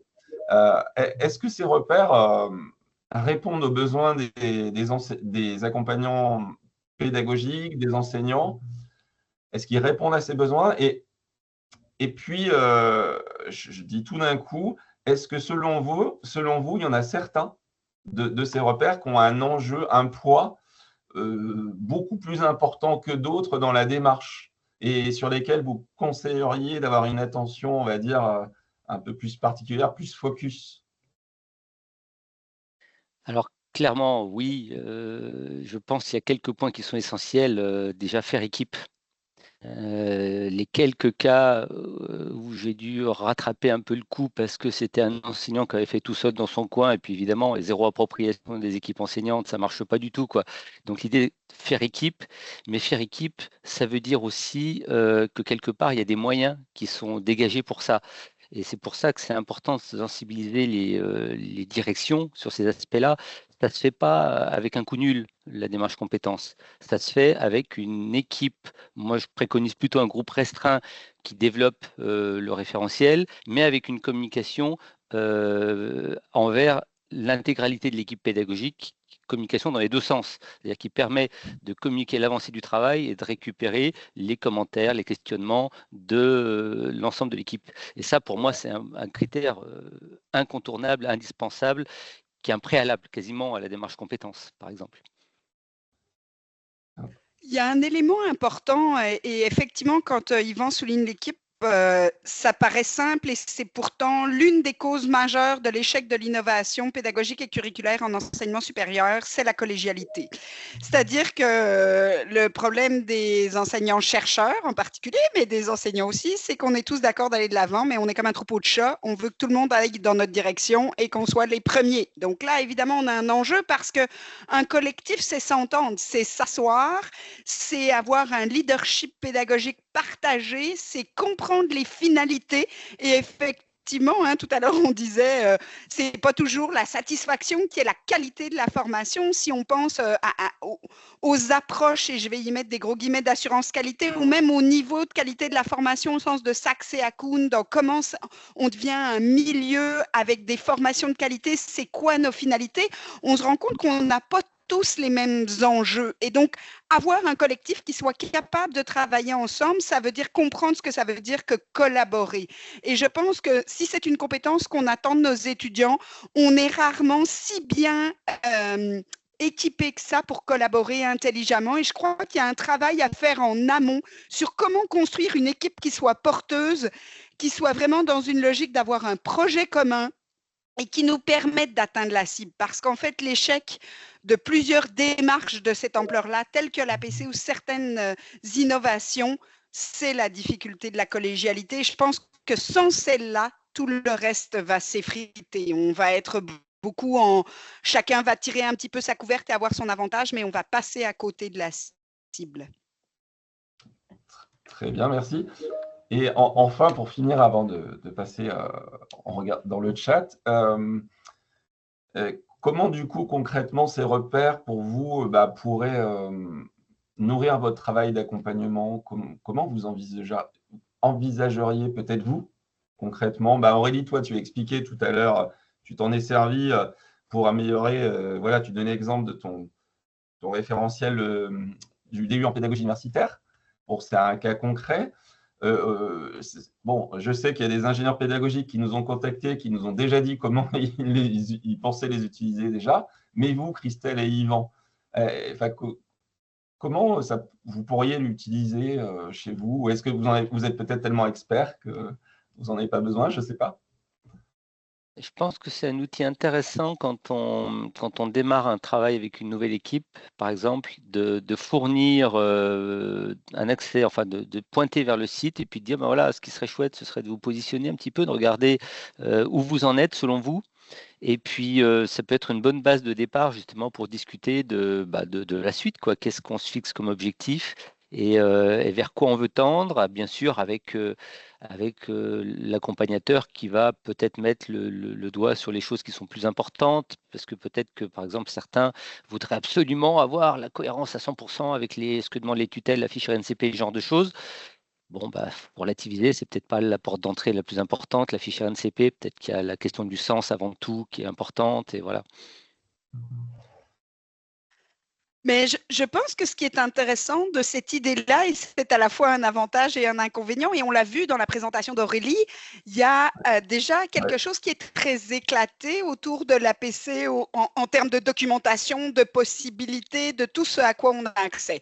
Et je pense qu'il y a une chose importante, c'est d'avoir un accompagnateur pédagogique qui connaisse le milieu dans lequel on est, puis qui soit capable de présenter un peu ce menu à l'équipe en disant, voilà la diversité, mais faut qu'on fasse un choix.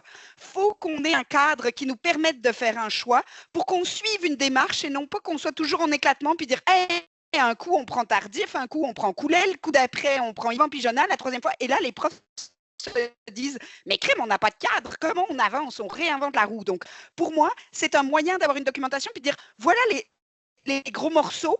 Qu'est-ce qu'on se donne comme démarche? Comment elle nous appartient et où est-ce qu'on veut aller? Parce que si on ne sait pas où on veut aller, puis avec quel matériel on y va, on n'ira nulle part. Et là, on va tourner en rond. Donc, c'est une démarche qui est longue, effectivement. Hein, ça vient d'être inscrit par Alice dans le clavardage. Il faut qu'on ait des jalons, il faut qu'on ait du matériel, puis on avance, puis on ne change pas d'opinion toutes les 4 semaines. Là, maintenant, on se donne des cadres. Puis si jamais ça ne marche pas, on s'adaptera. Mais donnons-nous une chance aussi d'aller quelque part. Utilisons-les comme du matériel pour nous permettre de guider finalement notre réflexion. Très bien, très bien. Alors, pour ceux qui peuvent rester, on va essayer de prolonger la réunion. J'espère que Teams va pas s'arrêter parce que la Teams vient de m'envoyer un avertissement comme quoi ça terminait dans 5 minutes. Or, il y a pas mal de questions du public. Donc, je suis en train de parcourir le chat parce qu'il y a certainement des choses qu'on n'a pas vues. Attendez, je reviens. J'ai une question qui me revient en attendant que je déroule le chat. Tout à l'heure, quelqu'un a dit quelque chose par rapport aux situations, les activités de mise en situation, les SAE, par exemple. À partir du moment où on évalue de manière intégrée et du coup, ou très intégrée, et que l'étudiant voilà, échoue, comment vous faites, vous qu'est-ce que vous conseillez? Est-ce qu'il y a des secondes chances avec les SAE? Comment ça marche dans ce cas-là? Alors Oui, la là-dessus, question, c'est, vas-y. juste pour te la relire, Yvan, de manière claire, c'est Attends. un retour que j'ai souvent des enseignants, c'est l'organisation de rattrapage dans le cas d'évaluation intégrée. Cela peut être très lourd de charge. Est-ce que vous avez des exemples et la mise en place de SAE sur des cohortes importantes, des exemples ou des conseils? Alors, nous, on a une piste pour gérer ça. Alors, contexte école d'ingénieur, hein, pour le coup, c'est cette idée de dire que si d'aventure, on ne validait pas un développement de compétences au niveau attendu à l'occasion du diplôme, de la diplomation, et donc qu'on ne peut pas diplômer, on ferait, vous savez, on a aussi cette obligation de valider un niveau B2 en anglais, on ferait comme pour le niveau B2, c'est-à-dire qu'on dirait à l'étudiant, trouve-toi une activité, un stage ou n'importe quoi en entreprise dans lequel tu dois exercer la compétence et tu reviens avec ton portfolio nous documentant l'atteinte, selon toi, du niveau qu'on t'a demandé. Et donc, il a 6 mois, 1 an pour le faire. Voilà. D'accord. On le voit en fait, et c'est un peu la difficulté de l'approche par compétence, c'est ce rapport au temps.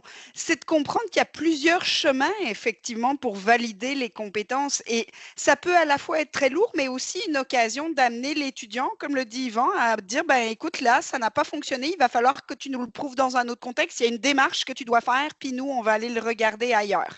Il y a dans différents établissements, puis notamment à l'Institut catholique de Lille qui travaille avec Hauts-de-France, aussi des stratégies avec des box intégrées à des moments qui permettent à l'étudiant de dire, bon, voilà, il y en a une qui n'a pas été.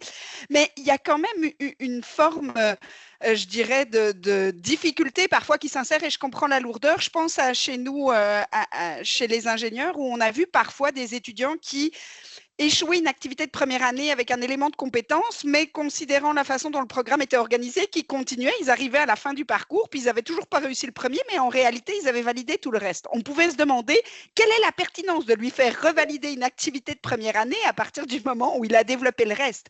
Et là, je pense qu'on doit avoir une vraie réflexion à se demander si on est bien dans l'intégration, parce que c'était la preuve qu'il avait développé finalement cette compétence-là. En à côté, peut-être pas un tenté, mais aller lui faire repasser l'épreuve de première année me paraissait peu sensé et effectivement amener une lourdeur.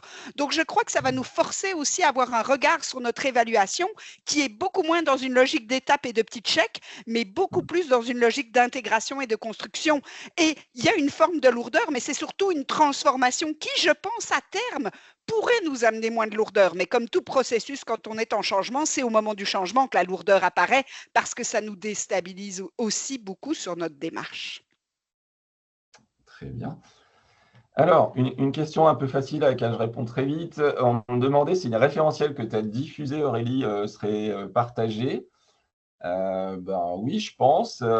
Donc, il y a un espace Rezan à venir, mais on va aussi, sur le site qu'on vous a communiqué, pour chaque repère, l'idée maintenant, c'est d'ajouter des ressources. Par exemple, sur les repères en lien avec le référentiel de compétences, on pourra partager les référentiels. Voilà, et ce n'est pas que des ressources faites par Avenir, au passage. On vous a montré des ressources d'université qui ne sont pas dans Avenir. C'est vraiment l'idée, c'est à vous de jouer aussi, vous, là, les établissements, à partager, faire des retours d'expérience. Et ça nous permettra d'alimenter et d'aider, parce que les équipes ont besoin d'exemples. Elles nous le demandent en permanence, nous, dans Avenir, quand on rencontre des équipes d'établissement, on veut voir des exemples. Les repères, ça leur parle, mais ensuite, montrez-nous en biologie, licence en sciences de la vie, comment ils font, montrez-nous. Ils veulent toujours des cas un peu proches du leur, quoi. Voilà. Et en même temps, c'est extrêmement important de pouvoir, et je dirais que c'est l'un des avantages pour les établissements qui sont dans une vague de l'HCRS qui les amène à commencer seulement maintenant, c'est qu'il y a beaucoup d'exemples qui sont quand même en circulation.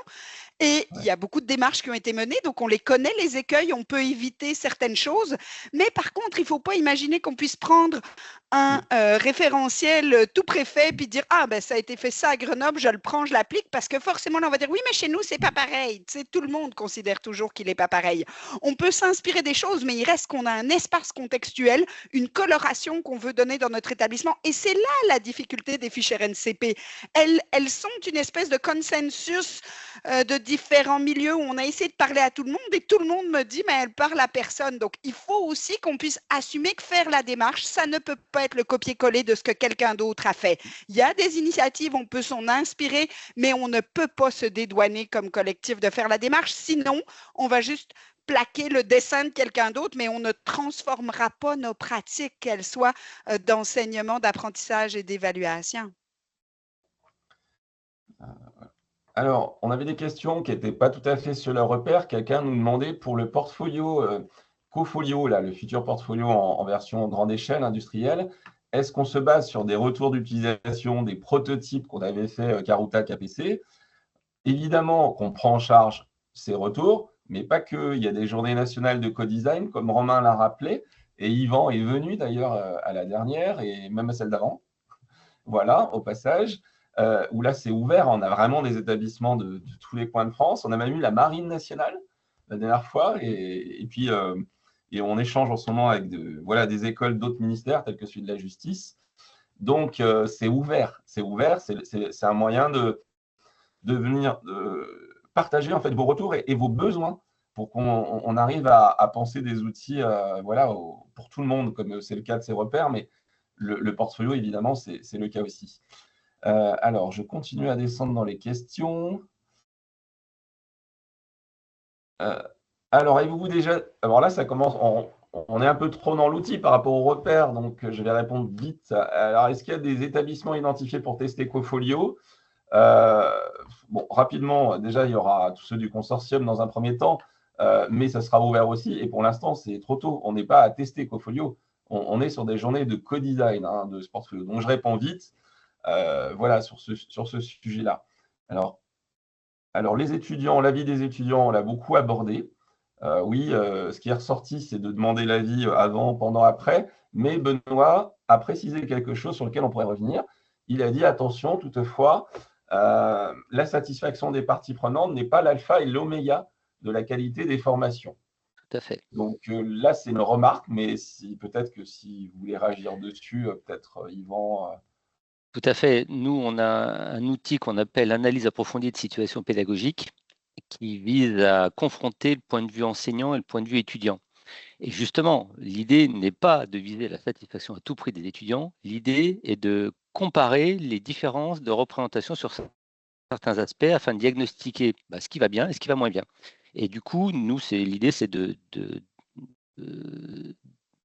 d'adapter cet outil qu'on a pour un enseignement classique à la démarche compétence pour voir comment est-ce qu'ils ont le sentiment d'avoir bien compris l'intérêt de la chose, est-ce qu'ils se sont bien appropriés le vocabulaire spécifique, parce qu'on a parlé du cadre théorique dans lequel on devait s'inscrire, qui nécessite un apprentissage pour les équipes enseignantes, mais du coup, c'est la même chose pour les étudiants. Ils ont besoin de comprendre ce que c'est que ces histoires de SAE, à quoi ça sert, ce que c'est que les fameux critères qui permettent d'évaluer la compétence et tout ça. Donc, il y a tout un vocabulaire, toute une démarche à prendre en main. Donc, voir si les choses qui ont été mises en place au niveau du cursus, ça marche, c'est-à-dire que ça fonctionne bien, ils s'approprient bien les choses.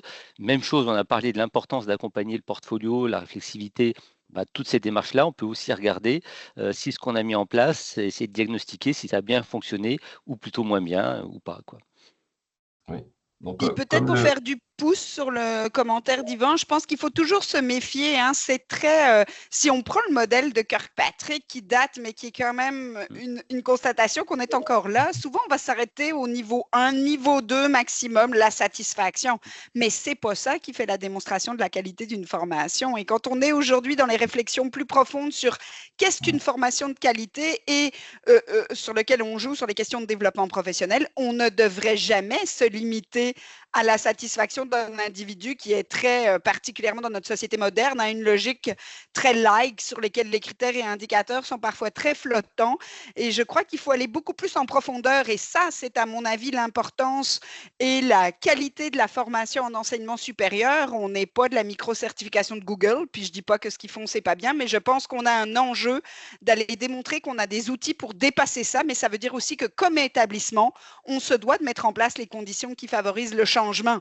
Et donc, donner du temps, donner de la formation, accompagner, amener à comprendre et pas toujours être en mode j'aime ou j'aime pas, y a-tu juste moi? Tu sais, je pense qu'il faut qu'on dépasse notre perspective individuelle pour comprendre qu'on s'inscrit dans un collectif. Merci. Alors, je regarde un petit peu quand même. Donc, il y a une question que je recherche parce que j'ai un petit peu du mal à la trouver. Il y a quelqu'un qui posait une question sur l'employabilité par rapport à l'APC. Alors, j'ai du mal à retrouver parce que là, le chat est tellement grand. Alors, attendez, laissez-moi le temps de retrouver la question que j'ai du mal à retrouver.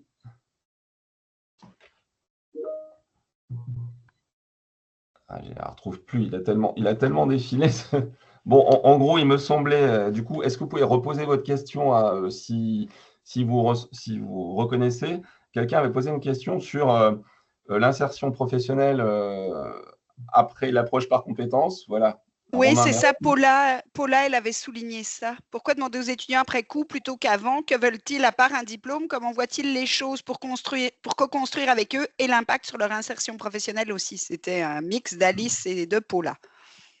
Voilà. Et donc, quelqu'un a souligné qu'il y a 4 chercheurs qui travaillaient sur l'employabilité réelle et perçue des étudiants suite à l'obtention de badges de compétences et la création de leur portfolio de compétences.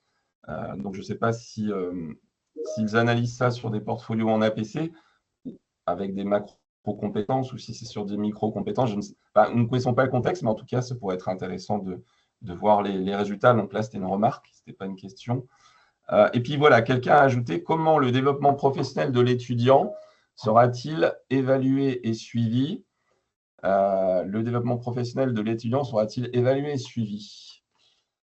Alors, Mais ça, c'est une vraie difficulté quand même, hein. Je pense qu'on a un vrai enjeu et tu parlais tout à l'heure de Pégase. On a des enjeux d'outils institutionnels qu'on ne devra pas nier et je pense que dans plusieurs établissements, cet enjeu en lien avec les aspects administratifs pour suivre effectivement de nombreux projets, ça revient comme un irritant majeur dans certaines équipes.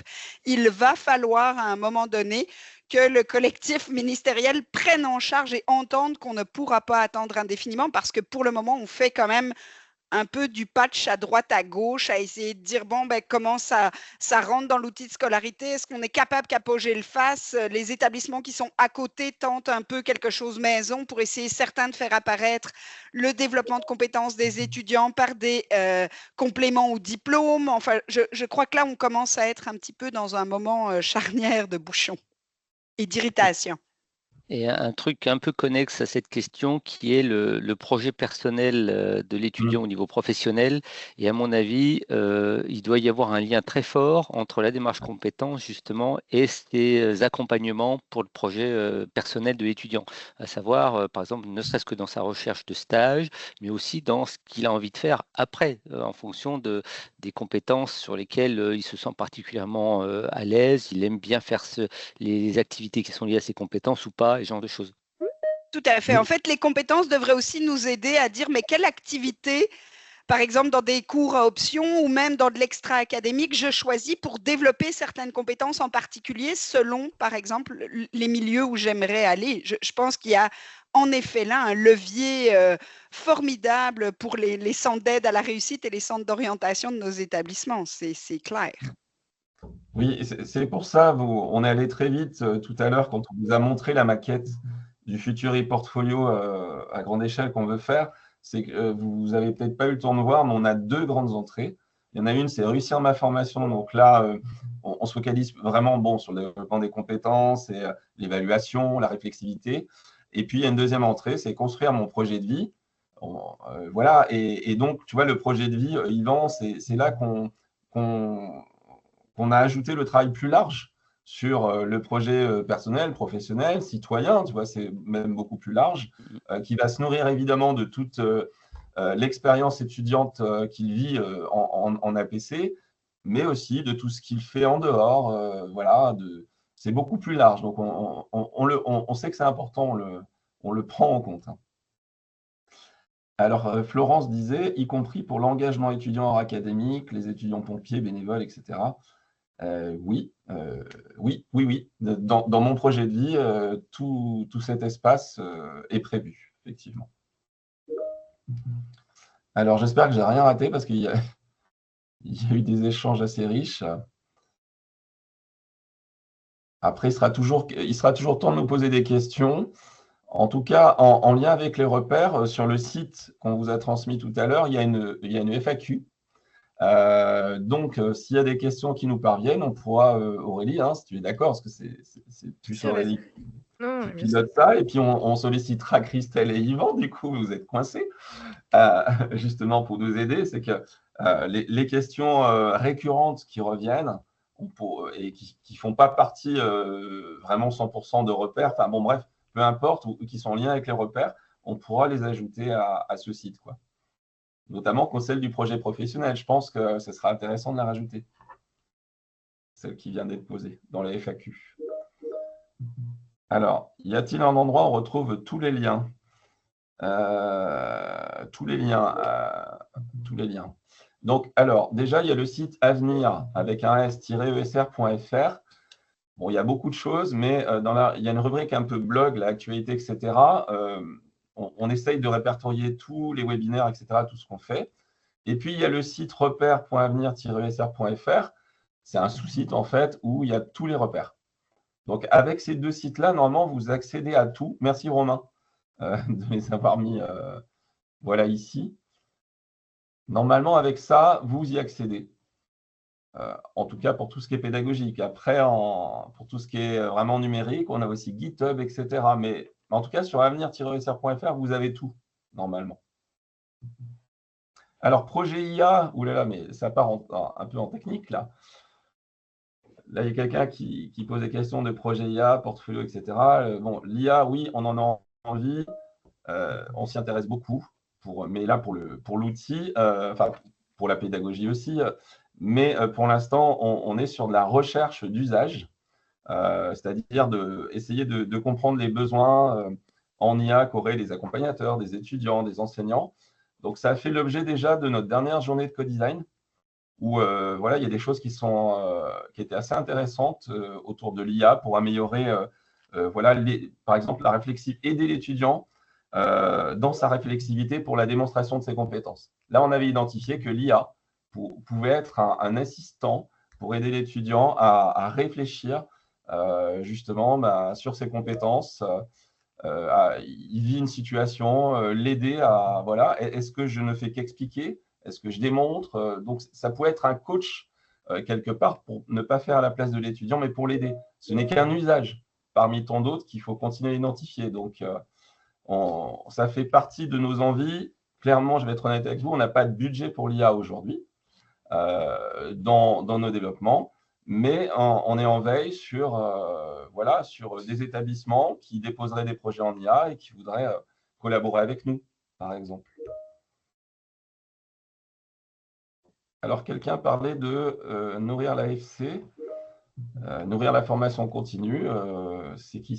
C'est Romain, je ne sais pas. Ça part tellement dans tous les sens. Oui, effectivement, le travail que l'on fait peut nourrir la formation continue, bien heureusement. Romain et Lucas, Romain Morcelet est accompagnateur pédagogique à l'USMB et il a été sollicité justement par des personnels qui travaillent sur la formation continue et qui trouvaient l'APC très intéressante justement pour concevoir des formations en formation continue avec cette logique d'organisation, de structuration en compétences et puis de développement. Donc oui, ça peut nourrir l'AFC. Je ne sais pas si vous voulez réagir dessus, Christelle, Yvan et Aurélie, mais… En tout cas, en lien direct avec ça, je fais un parallèle avec ce que nous a présenté Aurélie tout à l'heure en montrant un dispositif de formation bien casé sur les compétences et un autre pas trop. la première fois que j'ai présenté ça, c'était il y a quelques années, ce genre de choses.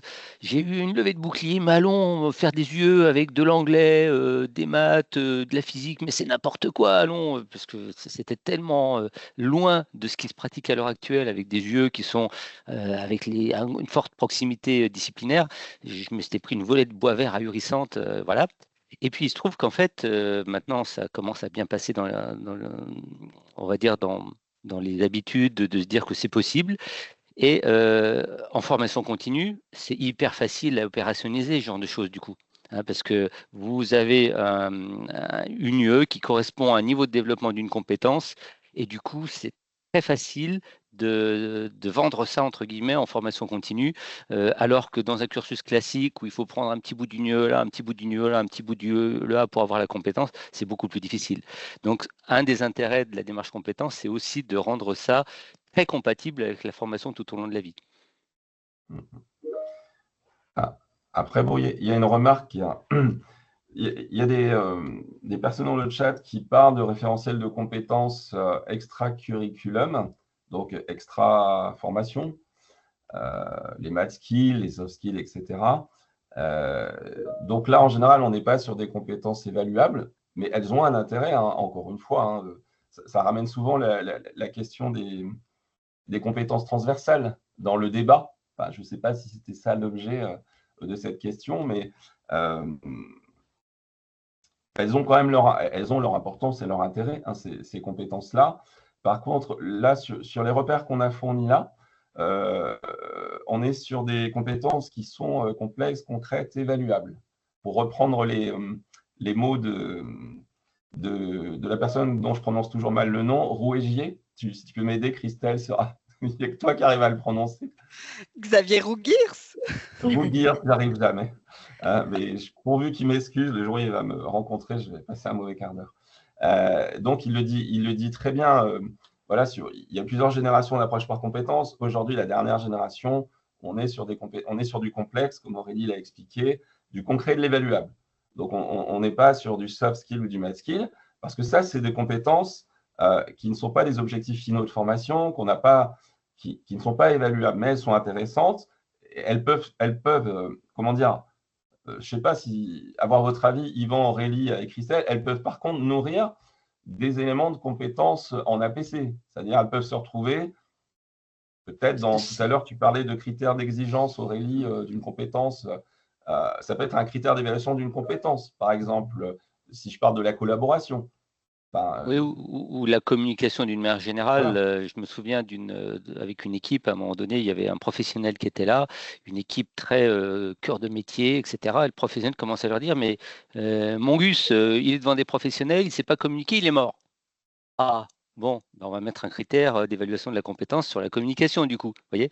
Alors qu'au départ, l'équipe enseignante, elle était très sur la technique, etc. Elle n'était pas du tout sur la com. Mais le fait d'avoir ce retour du professionnel qui dit ah, c'est fondamental dans ce métier-là de savoir communiquer avec les interlocuteurs, bah, du coup, voilà, la com, c'est fondamental et c'est un critère d'exigence de la compétence. Voilà. Donc, il ne faut surtout pas opposer les deux. C'est que, voilà, les math skills, les soft skills ou autres vont aider l'étudiant à agir, mais on ne va pas pouvoir les évaluer. Ça ne va pas être l'objectif final. Enfin, voilà. Donc, alors, quelle est la différence entre les open badges et ces math skills? Alors, bon, les open badges, ce sont des outils. Donc, les math skills, ce n'est pas pareil. Hein. Là, ce sont des compétences, pas complexes, mais ce sont des compétences. Les open badges, ce n'est qu'un outil qui permet, normalement, d'ailleurs, les open badges sont des outils de reconnaissance ouverte. Voilà, à la base. Hein. Il y a eu je vous encourage à aller voir les pages de l'événement mondial qui a eu lieu à Paris en novembre. Hein. C'était le colloque EPIC 2024 avec la déclaration de Paris qui a été signée par beaucoup d'acteurs du monde entier sur la déclaration sur les reconnaissances ouvertes et les open badges.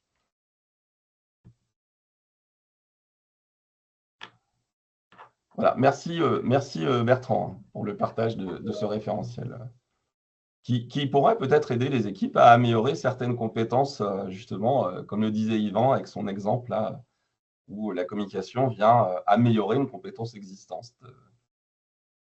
Alors, je pense qu'on a fait le tour.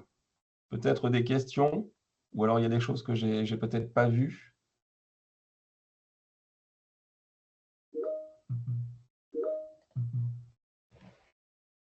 Merci Yannick pour le lien. Eh bien, écoutez, voilà, il est 15h51.